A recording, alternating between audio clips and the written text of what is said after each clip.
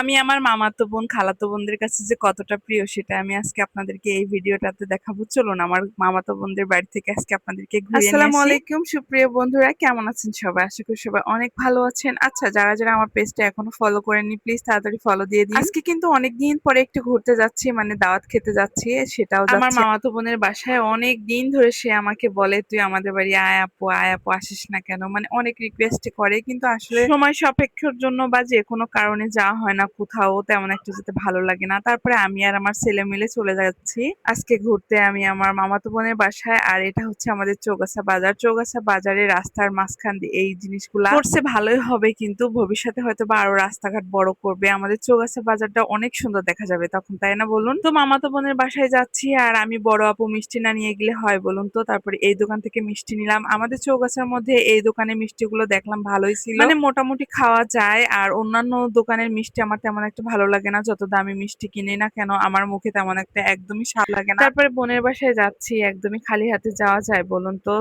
মিষ্টি নিলাম, সিঙ্গারা নিলাম। আর এটা হচ্ছে আমার বোনের বাসায় যাওয়ার রাস্তা। রাস্তাটা কিন্তু ভাঙাচোরা হলেও রাস্তাটা প্রাকৃতিক সৌন্দর্যটা আমার খুবই বেশি ভালো লাগে। আর এই নদীটার পানি যে এত সুন্দর লাগছিল, সাথে নদীতে অনেকগুলা হাঁসেরা পানিতে খেলাধুলা করছিল, দেখে না খুবই বেশি ভালো লাগছিল। তো আমি এখানে হচ্ছে একটু দাঁড়িয়ে আপনাদের জন্য ভিডিও করলাম এবং নিজেও দেখলাম, খুবই ভালো লাগছিল। সত্যি কথা বলতে এরকম জায়গা দেখলে না আমি খুবই মানে আনন্দ পাই। আর ওইখানে আমি একটু দাঁড়াই। তারপরে হচ্ছে এই যে এই রাস্তা দিয়েই কিন্তু আমার মামাতো বোনের শ্বশুর বাড়িতে যাওয়া যায়।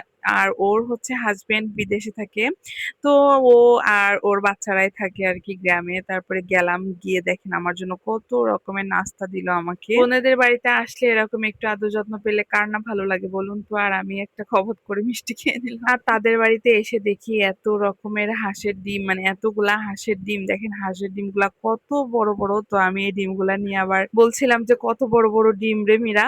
ওর নাম মীরা যেহেতু, তো ও আমাকে বললো আপু তোর জন্য দিয়ে দিবানে, সমস্যা নাই। তো ও আর কিন্তু আসার সময় আমাকে অনেকগুলা ডিম দিয়েছিল। আর এখানে খাওয়া দাওয়া হচ্ছিল, অনেক কিছু রান্না হচ্ছিল, তবে আমি ভিডিও করতে পারিনি। যাই হোক, সবাই খাওয়া দাওয়া করছে আর সেখানে আমি ভিডিও করলে কেমন একটা দেখায় না। আর আমি শাকসবজি খেতে ভালোবাসি, এই জন্য ও আমাকে অনেকগুলা শাক তুলে দিচ্ছিল। দেখেন ওদের বাড়ির পাশে কিন্তু এই নদীটার নিচে নামতে যে আমি পড়তে পড়তে গিয়েও আর কি পড়ে বেঁচে ফিরলাম। তো এই নদীটার পরিবেশটাও কিন্তু খুবই বেশি ভালো। ওইটা আর এটা কিন্তু সেমই নদী, ওইদিকে পট না আর এদিকে একটু পট বেশি। আর এখানে ও শাশুড়িও ছিল, শাশুড়ি খুবই বেশি ভালো মানুষ, আমাকে খুব আদর করে। আর নদীর কূলে এত সুন্দর ঢেউস হয়েছিল, আমি ভাবছিলাম আল্লাহ কেউ খায় না নাকি এরা। আর ও আমাকে কতগুলা মিষ্টি কুমড়ো শাক দিয়েছিল, তাছাড়াও অনেক কিছু দিয়েছিল। তো ভিডিওটা এই পর্যন্তই ছিল আজকে। আমার বাড়ির ঘুরিয়ে আপনাদের কাছে কেমন লাগছে অবশ্যই কমেন্টে জানাবেন, এবং আপনারা কি আপনাদের মামাতো বোনের বাসায় বেড়াতে যান সেটাও কিন্তু জানাবেন। আল্লাহ হাফেজ সবাইকে।